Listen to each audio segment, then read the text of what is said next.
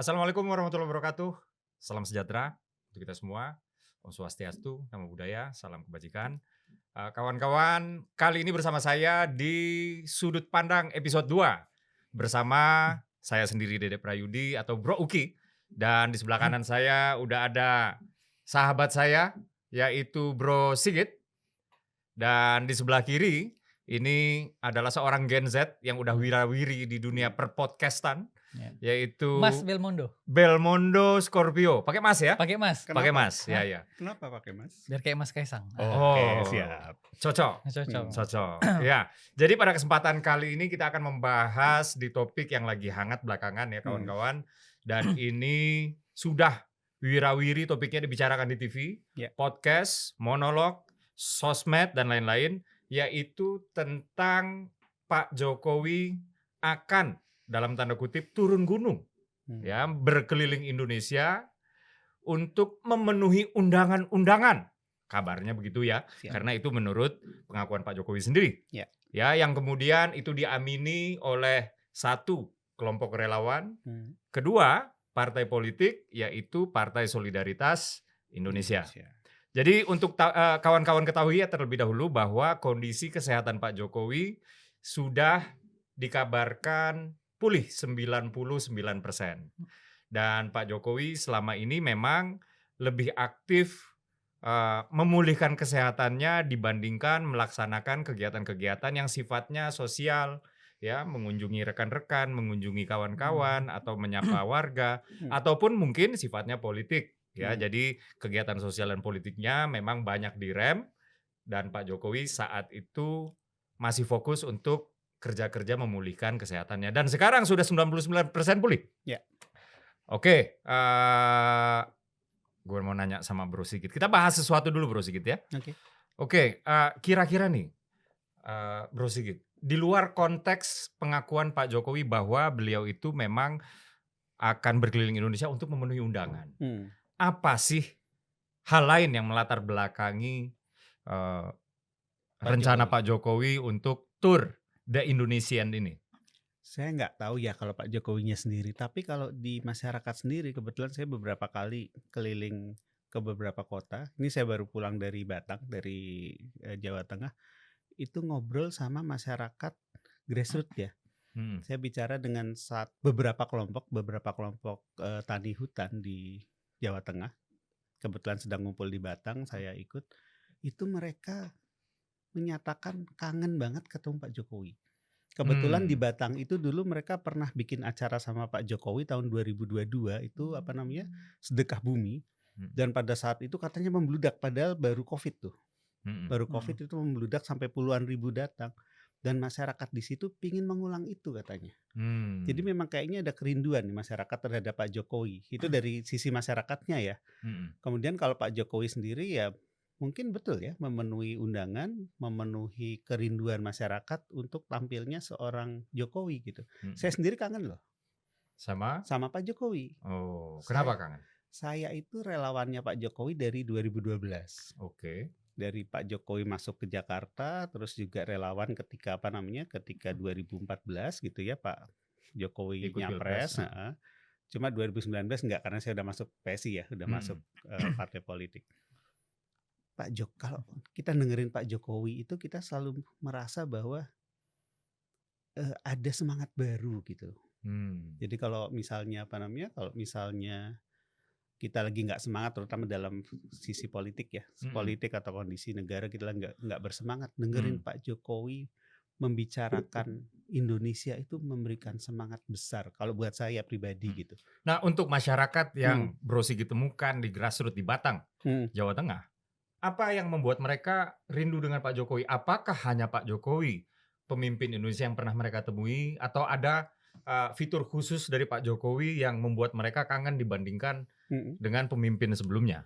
Misalnya. Kalau yang ini spesifik yang saya temui di Batang itu kan kelompok tani hutan ya. Nah, mereka itu memang merasa bahwa masa pemerintahnya Pak Jokowi itu memberikan manfaat yang sangat besar pada mereka. Karena ada TORA, Tanah Objek Reforma Agraria yang mereka dapatkan satu. Kemudian mereka mendapatkan juga lahan untuk perhutanan sosial. Itu adanya di zaman Pak Jokowi. Sehingga mereka bisa memanfaatkan hutan lah di sekitar wilayah mereka. Jadi mereka merasa bahwa Pak Jokowi ketika memerintah memang sangat memikirkan rakyat, sangat melihat bahwa kebutuhan rakyat apa dan itu dipenuhi oleh Pak Jokowi. Kita melihat itu. Jadi kalau saya ngelihatnya gini, selama ini kan kelas menengah selalu bicara bahwa zamannya Pak Jokowi itu infrastruktur dibangun dengan sangat masif. Nah, kelompok yang di Batang ini apakah tidak termasuk di dalam kelas menengah ini? Ini tidak kelas menengah, mereka grassroots.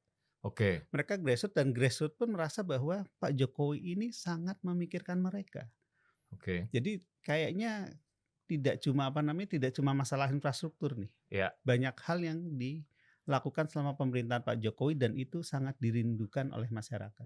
Oke, dan masyarakat di sana sangat menginginkan Pak Jokowi untuk datang mengunjungi. Mereka ingin mengundang Pak Jokowi ke sana untuk kembali mengadakan acara yang sama, sedekah bumi itu di sana. Oh, oke. Semoga Pak Jokowi dengar ya. Iya. Iya. Saya juga nggak tahu sih apakah Batang menjadi salah satu agenda tujuan dari saya berharap keliling begitu Indonesia. karena ini harapan masyarakat grassroots yang memang ingin Pak Jokowi datang dan mengulangi kegiatan yang 2022 itu dulu katanya sampai ini dalam cerita mereka gitu ya. Waktu itu baru masih Covid. Harusnya di swab. Yang berhasil di swab itu 15.000 orang, yang datang 30.000 orang. Kenapa begitu? Ya karena kecintaan mereka bahwa mereka sudah banyak dibantu oleh Pak Jokowi gitu ya, terutama masyarakat yang kelompok tani hutan ini. Pak Jokowi datang di swabnya itu atau bagaimana? Jadi Pak Jokowi datang ke kegiatan sedekah bumi di Batang itu. Masyarakat yang tadinya cuma menurut Pas Pampres maksimal 15.000 ternyata yang datang 30.000 pada saat itu. Ini di acara sedekah bumi tadi ya? Acara sedekah bumi yang didatangi Pak Jokowi. Oke, jadi di sini ada kerinduan yang mendalam. Saya nangkapnya gitu. Padahal baru 1,5 tahun ya? Iya. Baru 1,5 tahun ada kerinduan yang mendalam akibat hubungan emosional yang sudah terbangun sejak lama. Betul. Dengan Pak Jokowi. Oke, sekarang saya ke Bro Belmondo. Mas Belmondo. Ya. Mas ini. Mas Belmondo, Ya. ini kan tadi saya bicaranya sama Mas Sigit ini soal psikologi sosial masyarakat yang merindukan, ya. Nah, sekarang kita bicara soal psikologi politik. Wah, Mantap. Berat. Psikologi politik, mantap. Psikologi politik. Jadi ada yang menganggap rencana kunjungan Pak Jokowi ke berbagai titik di seluruh Indonesia ini sebagai berkah politik tentunya, ya, untuk yang menganggap demikian. Ada yang menganggap rencana berkunjungnya Pak Jokowi di berbagai titik di seluruh Indonesia ini sebagai potensi bencana politik buat pihak-pihak tersebut, ya kan? Ini saya ambil contoh saja, ini kelompok politik yang partai politik lah, bukan kelompok ya, partai politik PDI Perjuangan, ya. PDI Perjuangan ini sepertinya sih, ya, Mas Bel, sepertinya PDI Perjuangan ini sibuk betul nih, ya, membuat klarifikasi, ya kan, tentang harus ijazahnya ditunjukin, misalnya kan. Ini yang ngomong udah 2 nih fraksi PDIP, Bang Andreas Hugo Parera, ya, kemudian petinggi PDIP juga yaitu Pak Saiful Jarod Hidayat, ya, dan beberapa yang lain. Ada juga yang bilang, halah, berkunjungnya Pak Jokowi ke daerah-daerah itu paling bagi-bagi sembako, ya, untuk kepentingan politik keluarga, dinasti, ya kan. Nah, ini juga dari PDIP juga, ya. Kemudian ada juga nih dari PDIP yang lain, Bang Ferdinand Hutahian, kawan kita juga. Beliau bilang bahwa ini Pak Prabowo harus hati-hati nih. Pak Jokowi ini sedang membangun kekuatan untuk mengkhianati Pak Prabowo. Untuk memajukan Gibran 2029. Gitu. Nah, itu kan bagi mereka yang kita anggap, wah ini kok mereka nggak welcome ya, Pak Jokowi punya plan untuk keliling Indonesia. Pertanyaannya untuk didalami oleh Bang Belmondo, ya. Mas. Belmondo adalah. Ini memang susah nih orang Padang nyebut Mas. bentuk kerugian apa sih kira-kira yang diderita oleh PDIP? Oke, Kok nih dia begitu ya katakanlah nyinyir ya? ya bisa dikatakan nyinyir lah. Iya. Kalau dari analisa saya nih, Bro Ki, Ah. satu, orang yang selalu punya pandangan negatif, apalagi dalam hal ini adalah politisi, apalagi politisi itu ada di partai politik, lebih buruk misalnya dia ada di Senayan gitu ya sebagai seorang DPR RI, terus mengomentari orang yang bukan juga pejabat, bukan juga presiden hari ini, bukan juga orang yang punya ini adil untuk membangun kebijakan publik, ini kan jadinya aneh. Kok kerjaannya tuh komentari orang seperti Pak Jokowi. Itu yang pertama. Itu jadi aneh sekali. Kalaupun pada akhirnya teman-teman PDI Perjuangan itu ingin menjadi politisi yang gagah, yang bijaksana, ya lakukanlah kerja-kerja politik yang serius di Senayan. Contoh, misal MBG bermasalah, kemarin tangkap kejaksaan. Kadang di satu sisi mereka bilang mereka penyimbang, terlalu gamang, nggak jelas. Atau di satu sisi dia mengatakan bahwa mereka juga adalah oposisi yang ingin mengawal kebijakan Pak Prabowo. Ya buat pansus di DPR. Selidiki, cari tahu, kawal dengan serius. Jangan kemudian satu sisi tiba-tiba ngomong oposisi, di lain hal ngomong Pak Prabowo hebat, Pak Prabowo canggih gitu. Kan itu jadinya gampang posisinya di politik.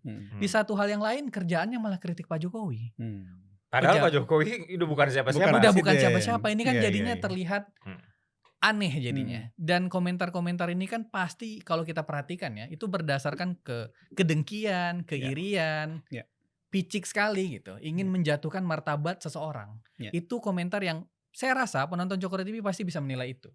Dari apa yang disampaikan banyak kader PDI Perjuangan. Kemudian dikatakan juga, Pak Jokowi ingin membuktikan ijazahnya, makanya dibawa keliling-keliling. Itu kan komentarnya sampah banget. Pak Jokowi itu kan wali kota Solo 2 periode, gubernur juga, presiden 2 kali. Dan kita tahu betul, Pak Jokowi itu punya rasa untuk selalu bertemu dengan masyarakat. Bukan hanya masyarakat yang ingin bertemu dengan Pak Jokowi. Tapi Pak Jokowi juga punya keinginan untuk bertemu dengan masyarakat. Dan itu kebiasaan yang bukan hari ini sebenarnya. Itu bukan kebiasaan baru. PD Perjuangan kan tahu. Kan dia yang ngusung dulu. Kalau Pak Jokowi punya kebiasaan turun ke masyarakat, kemudian mereka juga merasa aneh loh. Kalian kemana aja selama ini? Kan kalian yang mendukung beliau dan kita tahu kebiasaan beliau. Terus Sekjen PDIP yang pernah divonis korupsi namun dapat amnesti dari presiden juga pernah bilang, Pak Hasto bilang begini, semua kesulitan yang dialami oleh Presiden Prabowo saat ini itu adalah akibat 10 tahun kepemimpinan Pak Jokowi. Nah ini kan kaitannya dengan yang tadi tuh ya. Iya, kan 10 tahun ngapain aja ente gitu ya. Kan dia yang usung, dia yang dukung.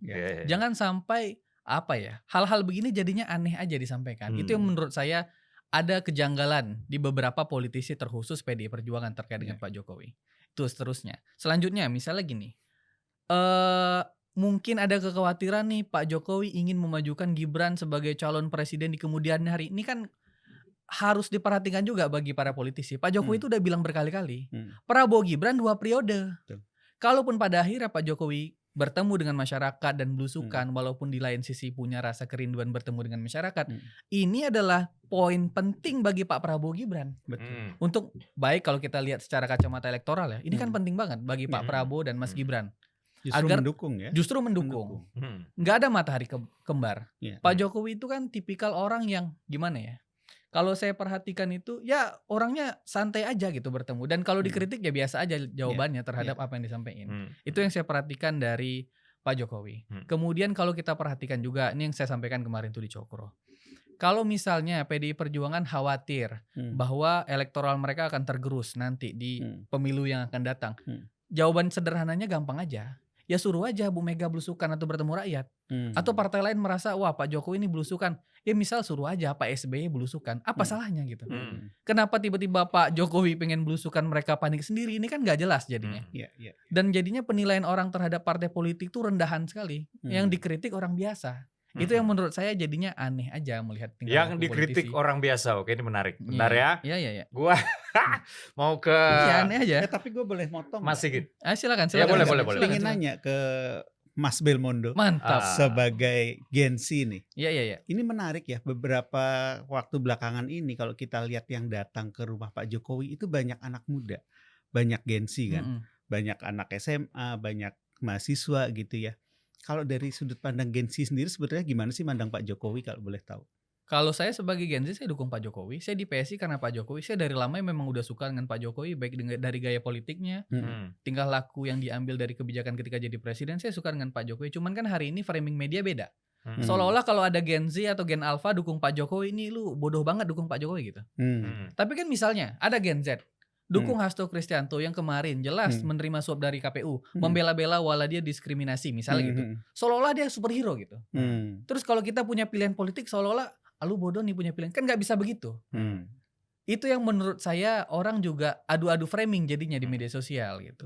Dan kalaupun ada anak muda yang datang ke rumah Pak Jokowi yang ada di Solo, saya rasa itu real, itu nyata. Memang ada sebagian orang yang mendukung beliau, baik dari seumuran saya, Suruman Broki atau Bro Sigit, saya yakin ada itu. Saya dulu bulan apa tuh ya? Waktu ke Solo tahun 2025 kayaknya ya. Itu mau mampir ke rumahnya Pak Jokowi. Antreannya panjang banget, Masya Allah. Akhirnya saya mengurungkan niat saya karena waktu itu panas banget dan saat itu kondisi kesehatan lagi nggak fit ya. So waktu itu saya urungkan niat saya untuk pada akhirnya mampir ke rumah Pak Jokowi. Dan poinnya tapi bukan itu. Poinnya adalah saya melihat betul orang-orang yang mengantri di depan rumah Pak Jokowi itu adalah orang-orang yang memang tadi kata Bro Sigit itu sudah merindukan untuk kembali melihat Pak Jokowi, untuk kembali bersalaman dengan Pak Jokowi, untuk kembali menyaksikan Pak Jokowi tersenyum ya ketika mereka bertatap wajah. Dan itu valid, saya lihat sendiri bagaimana mereka bukan hanya mengagumi tapi merindukan. Merindukan ini levelnya sudah tinggi sekali ya. Saya mau balik lagi nanya ke Bro Sigit ya. Bro Sigit, tadi Mas Belmondo. Ya. Ada Masnya. Udah pas ya. Jadi tadi Mas Belmondo itu mengatakan bahwa di sini ada unsur kebencian, ada unsur benci. PDIP membenci Pak Jokowi, Pak Jokowi dibenci oleh PDIP. Ya. Kira-kira apa menurut Mas Sigit ini? Oh, Bro Sigit, biar beda dengan Belmondo maksudnya. Kira-kira kalau Mas yang lebih muda. Iya, betul. Kira-kira apa, Pak Sigit, yang melatar belakangi si kebencian ini? Apakah ada aspek sejarah? Apakah ada jadi kira-kira sentimen apa sih yang melatar belakangi si kebencian ini ada? Saya setuju sama Mas Belmondo tadi ya. Apa kemungkinan ini masalah elektoral aja. Jadi bukan kebencian-kebencian yang sifatnya itu emotional state. Ya mungkin ada juga, tapi saya lebih lihat ada kekhawatiran gitu ya. Karena memang figur Pak Jokowi ini kan magnet banget. Tadi yang saya sampaikan saya itu relawan Pak Jokowi dari 2012, 2014 gitu. Dan saya termasuk orang yang masuk partai, masuk ke politik. Dan saya memilih PSI gitu ya sebagai partai. Itu karena Pak Jokowi gitu. Jadi betul-betul dulu saya sempat anti politik loh. Saya dulu sempat anti politik, saya bahkan sempat mengkampanyekan golput di suatu waktu lah ya. Oh, tidak bagus. Tidak bagus memang. Tapi sempat. Penonton jangan dicontoh. Jangan. Tapi sempat gitu ya. Nah, ketika Pak Jokowi hadir, saya melihat ada harapan baru buat Indonesia gitu. Sehingga saya masuk politik. Banyaklah teman-teman kita seperti saya gitu ya, memulai sebagai relawan kemudian masuk ke partai. Bro Koko temannya Bro Uki juga. Itu relawan juga. Iya, itu relawan Jokowi juga dari 2014. Di Cokro TV juga ada Bang Ade Armando, itu juga relawan Jokowi gitu. Saya akrab dengan Bang Ade juga karena sesama relawan Jokowi dulu kan. Jadi saya melihat bahwa masih ada yang khawatir Pak Jokowi ini akan jadi magnet, tetap jadi magnet seperti saat beliau menjabat gitu ya. Dan ketika sekarang Pak Jokowi sudah tegas, saya akan membela PSI gitu ya bahasanya. Bekerja mati-matian, bekerja habis-habisan, dan bekerja PSI, keras untuk PSI. Untuk PSI. Nah, ketika Pak Jokowi menyatakan itu, saya melihat mungkin ada beberapa pihak yang takut. Masalah elektoral aja. Elektabilitas mereka turun karena mungkin pindah ke PSI yang didukung sama Pak Jokowi. Saya melihat itu aja sih. Mungkin terlalu simpel ya. Tapi saya lihat masalah utamanya mungkin di situ. Ya. Gue setuju tuh dengan statementnya Pak Sigit. Karena kalau kita kesannya gue tua banget ya. Siap Om Sigit ya. Bro aja bro. Bro Sigit. Sampai 3 kali gue ganti panggilan. Kalau kita ingat-ingat kembali yang Pilpres 2024 kemarin, itu kan keberpihakan Pak Jokowi sangat mempengaruhi hasil survei kalau kita Betul. perhatikan. Betul. Awal-awal foto Ganjar Prabowo, Ganjarnya tinggi banget karena ada Pak Jokowi di sana. Ada bayang-bayang Pak Jokowi di sana. Ya. Ketika Pak Jokowi mulai bergeser ke Pak Prabowo, Ganjarnya turun, Prabowo-nya eksponensial naik ke atas. Ya. Data itu juga menunjukkan bukti bahwa keberpihakan Pak Jokowi pada saat pertarungan elektoral itu besar sekali. Bahkan ada orang juga yang mengatakan Pak Jokowi ini bukan hanya eksis di 2024. Pak Jokowi ini juga akan eksis nanti sampai 2029. Ya. Mungkin itulah yang menjadi penilaian para politisi atau para partai politik melihat pergerakan Pak Jokowi ini menjadi pergerakan yang dalam tanda kutip berbahaya bagi elektoral. Jadi ini ketakutan sebetulnya ya. Iya, Bukan iya. kebencian mungkin, tapi lebih ketakutan kalau saya ngelihatnya. Cuman bagaimana kalau keduanya benar? Jadi benci sekaligus takut gitu Iya, ya. karena Udah benci dan takut iya, banget. karena saya menangkap keduanya benar dan keduanya saling mempengaruhi. Gimana tuh Bro? Coba jelaskan. Iya, jadi begini, kita sudah bisa sama-sama tahu lah, beredar di media sosial, beredar di media-media nasional, bahwa ada clash ya antara Pak Jokowi dengan PDIP yang dimulai semenjak rencana diadakannya Piala Dunia U19 19 apa 19 ya? 19 Piala Dunia U17. U17 yang akhirnya Nah, kan. Oh, yang akhir. Yang batal yang batal U19. U19. Iya. Oke. Maaf ya, gue nggak hafal-hafal. Iya. Jadi sudah terjadi clash di sini ya, dan kita sama-sama bisa melihat bahwa Pak Jokowi di situ kecewa. Iya. Pak Jokowi di situ tampak cukup marah ya. Iya. Dan bagi seorang Jokowi yang bisa tampak kemarahannya, itu artinya di dalamnya sudah marah betul itu. Betul. Ya, karena seorang Joko Widodo itu Sangat pandai dia meregulasi emosinya. Betul. Sehingga apa yang beliau rasakan itu di mata konvensional itu nggak kelihatan. Betul. Nah, cuman saat itu kelihatan. Kelihatan. Dan saya tahu betul bahwa pada saat itu persiapannya itu sudah dilakukan semenjak tahun 2019. Ketika bidding. Merchandise-nya udah siap. Iya, ketika bidding, dimulai dari bidding. Iya. Bidding kita bersaing dengan Argentina, dengan negara-negara yang sudah secara tradisional adalah negara sepak bola dan lain-lain. Kemudian kita menang, ya bidding tersebut. Kemudian sudah disiapkan stadion-stadionnya, ya. Siap. Bukan hanya stadion, sudah disiapkan infrastruktur pendukung dan instrumen-instrumen pelengkap. Betul. Dan Pak Jokowi sendiri sudah berkali-kali ya mengundang rapat ya, memanggil anggota kabinet yang terlibat langsung dengan persiapan Piala Dunia U19 ini dan memastikan bahwa ini ready. Nah, ketika Piala Dunia tersebut sudah di depan mata, tahu-tahu katakanlah disabotase, diboikot gitu ya. Betul. Dan yang memboikot adalah orang-orang yang sebenarnya adalah kepala daerah. Tapi kepala daerah ini sepertinya ya, gua nggak tahu apakah sudah ada di media apa enggak. Cuman sepertinya mendapatkan instruksi dari ketua umum PDIP karena dari partai untuk yang sama menolak dua-duanya ya. Karena semuanya yang dua orang ini yaitu Bali dengan Jawa Tengah itu dari partai yang sama ya. Dan disinilah awal mulanya nih. Yang terlihat dari saya bahwa terjadi keretakan secara emosional, mereka sudah clash. Ya, secara emosional mereka sudah clash, baru kemudian terkuaklah ada hal-hal lain juga yang membuat mereka clash, tapi masih bisa katakanlah mungkin diredam, dibuat tak nampak, atau mungkin bisa dihandle oleh kedua belah pihak. Ya. Kemudian setelah itu ketika Pak Jokowi disebut gagal ya, mengawinkan dalam tanda kutip Pak Prabowo dengan Pak Ganjar, ya, Pak Jokowi kemudian dengan banyak sekali pertimbangan kemudian memilih untuk mendukung Pak Prabowo. Dan semenjak saat itu terjadi, ya, kalau ini hanya soal elektoral, nggak mungkin siang malam PDIP nyerang Pak Jokowi terus. Gitu. Ini soal kemarahan, ini soal kebencian. Jadi PDIP marah, ya, PDIP benci sekali dengan Pak Jokowi. Sehingga pada saat itu siang dan malam itu hanya ngomongin Pak Jokowi, hanya Favivu Vevo soal anak haram konstitusi, hanya bilang begini begitu, yang menunjukkan mereka itu marah sekali, mereka itu benci sekali dengan Pak Jokowi. Dan ini bukan tactical. Kenapa gue bilang bukan tactical? Karena kalau ini adalah sebuah strategi, mereka pastinya tahu karena mereka kan politisi ulung ya. Ya. PDIP itu ya. Mereka Senior pastinya lah. tahu. Iya, mereka pastinya tahu lah bahwa ini counterproductive. Ya. Bahwa ini akan meruntuhkan elektabilitas Pak Ganjar.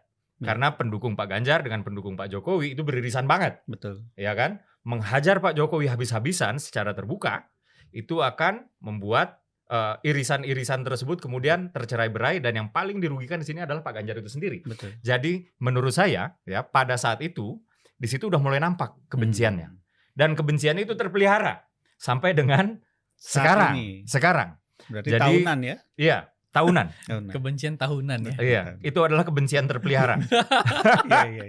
Dan saat ini kalau kita melihat polanya juga masih sama kok. Apapun yang dilakukan oleh Pak Jokowi Salah ya? Di mata selalu mereka. salah. Ya, selalu salah di mata kader-kader PDIP. Ya. Dan kali ini kesalahan-kesalahan yang dianggap salah oleh kader-kader PDIP itu bukan kesalahan-kesalahan fundamental, tapi diulang-ulang seperti seolah-olah mereka sedang nyinyir aja. Mereka sedang mengatakan kepada publik, gue benci aja sama Pak Jokowi. Ya. Karena nggak ada substansinya. Kalau tadi Belmondo bilang apa, kosong ya. Iya, kira-kira begitulah. Iya, karena nggak ada substansinya Iya. di situ. Cuma Udah, ngebully lah ya? cuman mau ngebully aja. ya. Gitu. Dan ini menunjukkan kebencian, dan ini jelek banget sebenarnya kalau menurut saya ya untuk efek elektoral buat PDIP itu sendiri. Ya. Karena apa? Karena di level desa itu masih banyak irisan pendukung Pak Jokowi yang masih mau memilih PDIP. Betul. Masih banyak. Ya, kenapa begitu? Karena Pak Jokowi belum pernah bergabung sama partai sampai sekarang. Ya. Ingat teori migrasi itu hijrah ya, hijrah politik. Itu harus ada tempat asal dan harus ada tempat tujuan. Ya. Tempat asalnya udah ada PDIP. Ya. Cuman Pak Jokowi belum ada tempat tujuan. Ya. Sekali Pak Jokowi declare ya tempat tujuan, ini akan pindah. Dan sebelum Pak Jokowi declare aja sudah digitu-gituin. Makanya di sini saya percaya bahwa oke, secara elektoral mereka takut, betul. Ya. Tapi secara emosional, psikologi politik mereka, di sini ada kemarahan, di sini ada kekecewaan, di sini ada kebencian yang mendalam ya, dari PDIP untuk Pak Jokowi. Gitu. Karena kerjaannya memang siang malam kan. Iya. Ini yang mau jalan-jalan keliling Indonesia, ini yang mau menyapa rakyat itu adalah Pak Jokowi. Ini yang ribut PDIP. Padahal bukan urusan mereka sebetulnya kan ya? Bukan urusan mereka. Dan Belmondo benar tadi. Mas Belmondo. Iya. Mas Belmondo benar. Kalau mereka merasa takut, terancam, eksistensinya itu merasa diusik, ya kerja yang benar. Ya minimal minta Bu Mega juga belusukan. Bu Mega belusukan aja. Iya. Ya kan lakukan hal yang menurut mereka itu akan berdampak secara elektoral mereka. Ya. Gitu. Ini kan enggak. Mereka menjelek-jelekan. Nah, kurang lebih analisis saya gitu. Jadi kesimpulan saya itu adalah dua kemungkinan. Kebencian sudah pasti, ya. Dan ketakutan secara elektoral ini juga nggak bisa dihindari. Nggak bisa dibohongi. Mohon maaf, ini tadi ada alarm bunyi. Ya. Oh, itu mungkin waktunya sholat ya. Iya, betul, betul. Oke, bagaimana menurut tanggapan Mas Belmondo? Ya, gua sangat setuju dengan apa yang disampaikan oleh Bro Uki. Karena juga gua perhatikan begini. Partai politik yang sekarang Pak Jokowi miliki, kalau secara tidak langsung kita bisa menyebutnya PSI. Karena Pak Jokowi memang ingin mati-matian mendukung PSI. Cuman secara titel atau fakta organisasi, Pak Jokowi belum punya jabatan yang sangat pasti di PSI. Misal ketua Dewan Pembina atau ketua umum lah. Tapi kan ketua umum sudah Kaisang. Sehingga kalau kita bicara tentang belusukan Pak Jokowi, apakah punya dampak elektoral terhadap PSI? Tentu punya. Tapi saya yakin juga tidak akan sebesar itu. Kenapa? Karena ada dua yang kayak Bro Ki bilang. Ada orang yang cinta sama Pak Jokowi, tapi partainya PSI.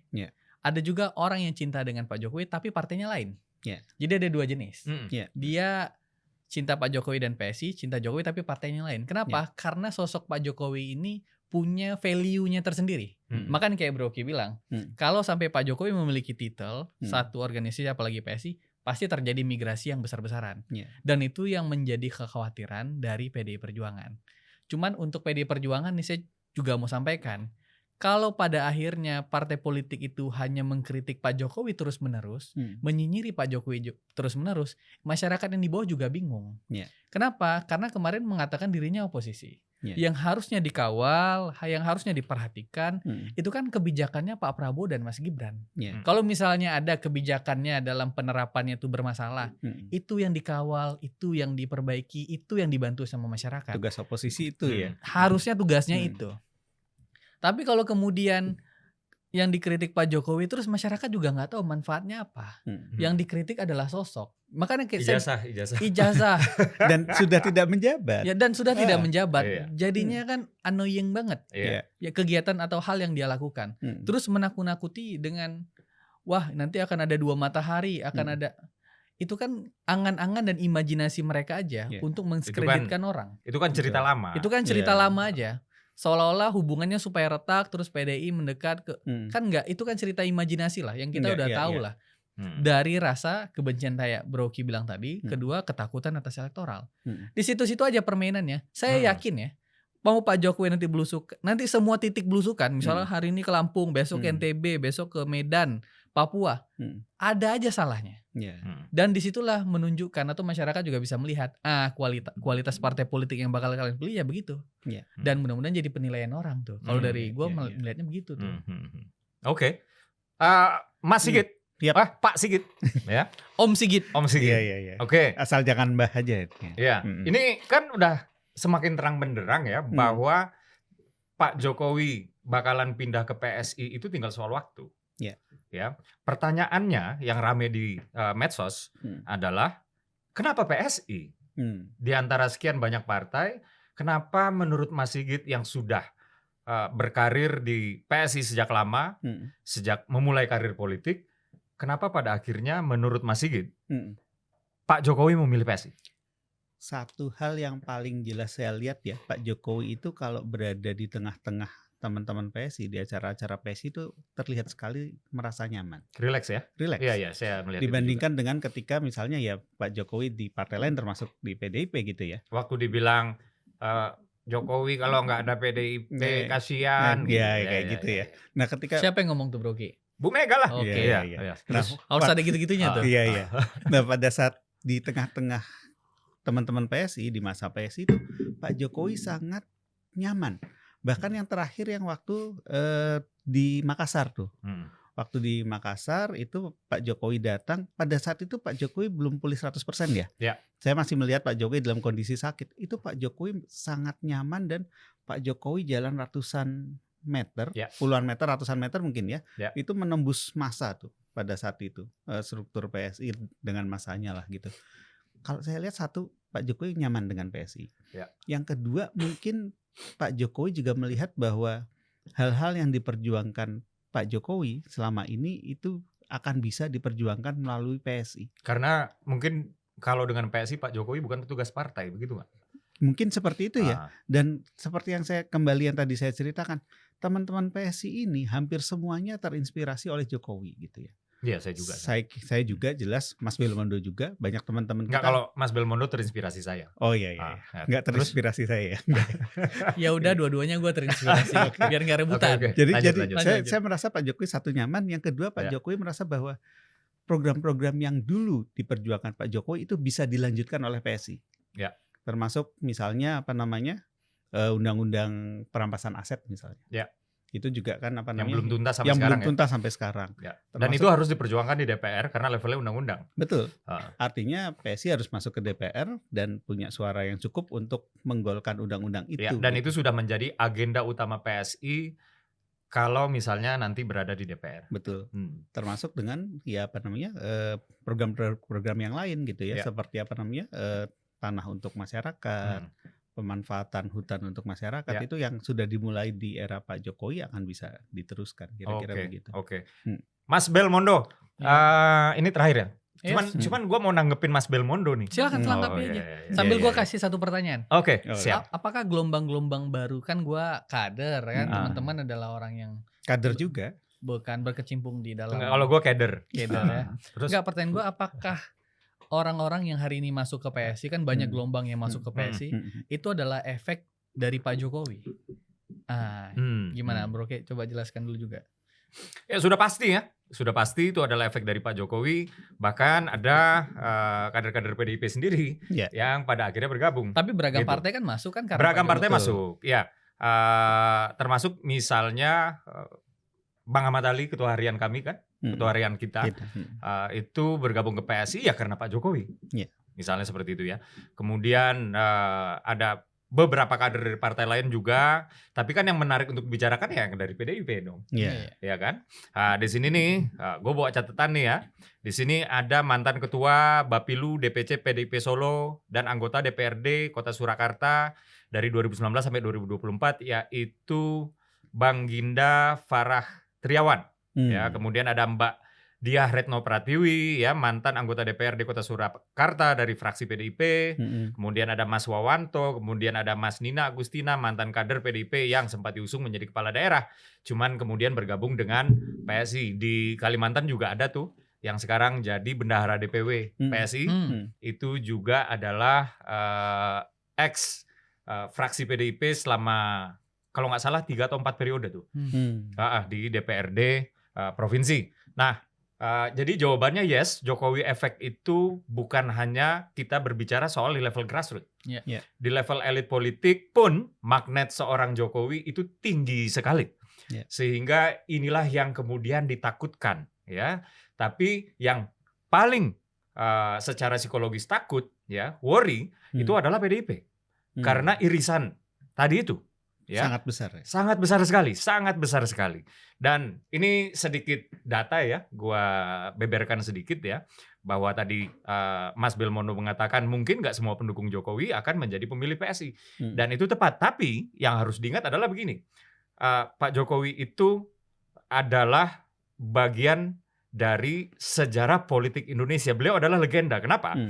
Karena hanya Pak Jokowi, baik itu di konteks Indonesia maupun level global sekalipun ya, pemimpin-pemimpin dunia, yang ketika lengser, yang ketika habis masa jabatannya, yang ketika selesai mengabdi sebagai pemimpin negara, itu approval ratingnya itu di angka 80%.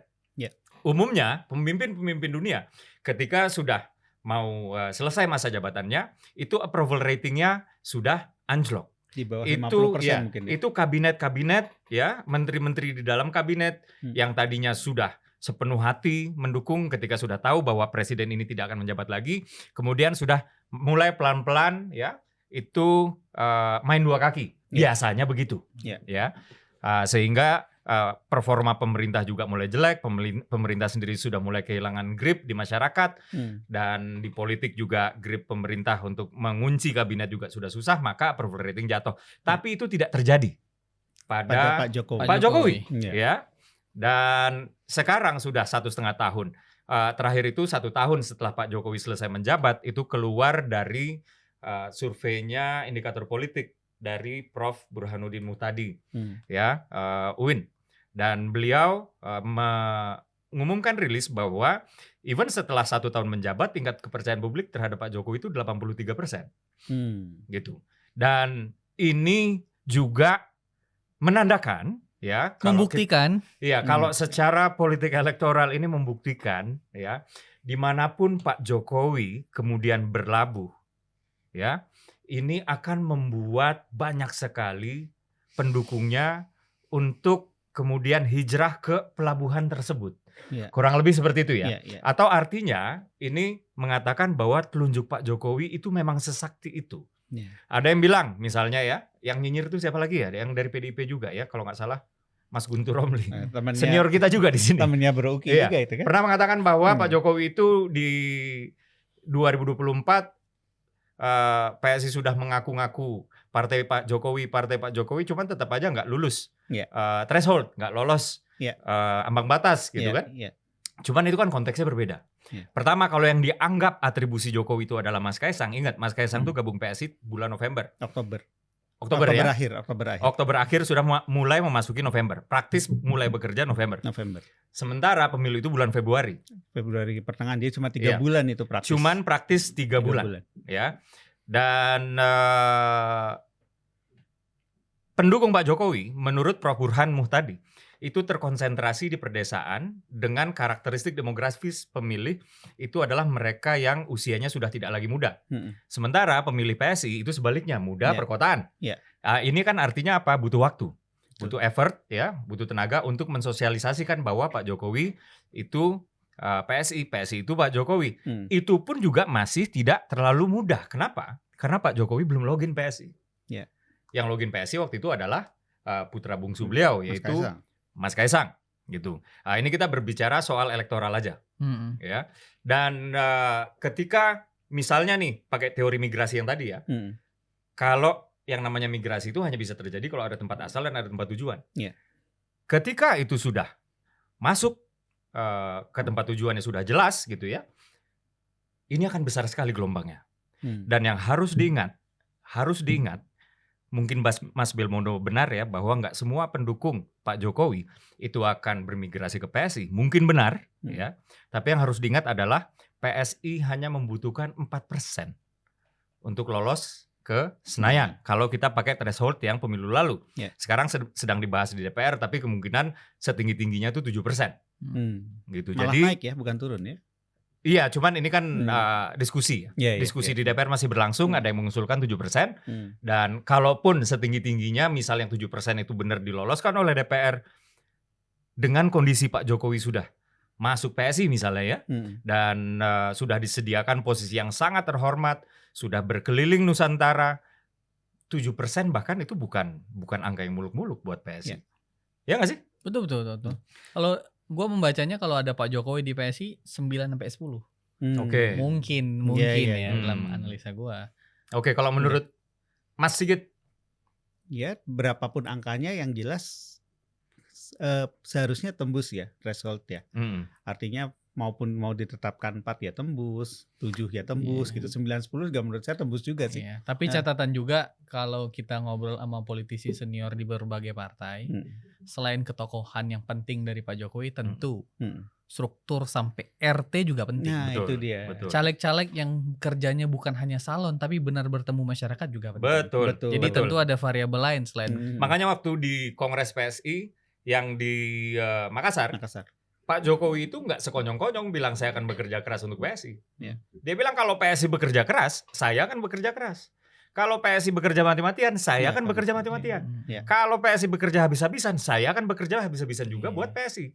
Dan setelah itu, ya di rapat-rapat internal mungkin ada Mas Sigit juga ya. Bukan mungkin, emang selalu ada. Kayak teman-teman berdua ya ada lah. Itu kadang-kadang ada ya. Memang PSI sedang menjalankan apa yang sudah menjadi arahan Pak Jokowi. Struktur itu sampai ke level desa. Ya, lalu kemudian rekrutmen anggota baru, ya, oleh DPP dan lain-lain. Jadi di satu sisi memang ketokohan Pak Jokowi tentu saja menjadi sebuah keuntungan elektoral bagi PSI. Cuman itu ya jangan taken for granted. Kalau kata milenial ya, jangan karena udah tahu ada keuntungan elektoral di sana, kita kemudian hanya melihat Pak Jokowi sebagai patron politik yang artinya cuma sebagai keuntungan elektoral. Enggak. Kita harus bisa melihat Pak Jokowi sebagai patron politik, yaitu bagaimana cara meneladani kerja-kerja Pak Jokowi. Turun langsung ke masyarakat, ya kan, bersalaman dengan masyarakat, mengetuk pintu masyarakat, mendengarkan keluhan masyarakat, mencarikan solusi untuk masalah di masyarakat, kurang lebih seperti itu. Dan juga yang sedang dilakukan Bro Ki dan Bro Sigit kan dalam rangka menjaga martabat dan wibawa Pak Jokowi. Betul. Ini juga kerja mati-matian. Betul. Cari klarifikasi, validasi.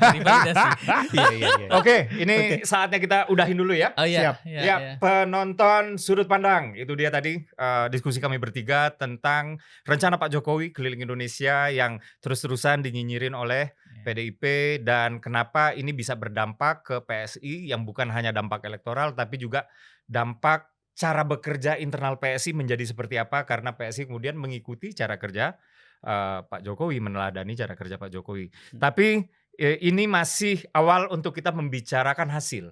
Kita dari tadi bisa memprediksikan begini, memprediksikan begitu, ya kan? Itu harapan. Itu tentunya harapan, bisa saja prediksi, terserah lah. Cuman nanti kondisi di lapangan ini inilah yang akan menentukan. Ya. Ya, kita doakan semoga Pak Jokowi sehat-sehat dan rencana keliling Indonesia berjalan dengan lancar. Amin. Ya, dan kita tentu saja berharap yang terbaik untuk Republik ini. Ya. Teman-teman, kalau begitu kita tutup saja diskusi Sudut Pandang episode 2 kali ini bersama saya Dede Prayudi. Wassalamualaikum warahmatullahi wabarakatuh. Ya, sampai jumpa. Bye-bye kawan-kawan.